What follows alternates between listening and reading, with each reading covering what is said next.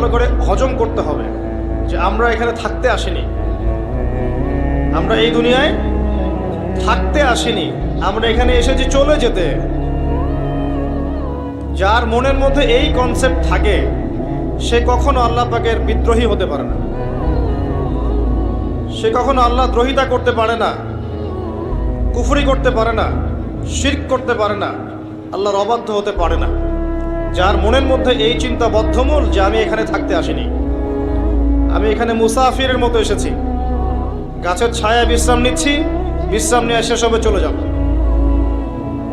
যারাই আল্লাহ দ্রোহিতায় লিপ্ত হচ্ছে, শিরিক করছে, বেদাত করছে, হারাম খাচ্ছে, ঘুষ খাচ্ছে, সুদ খাচ্ছে, জেনা করছে, আল্লাহ দ্রোহিতা করছে, আল্লাহর বিধানকে অস্বীকার করছে, তারা ইনডাইরেক্টলি ধরে নিয়েছে যে তারা মনে হয় পৃথিবীতে চিরকাল থাকবে।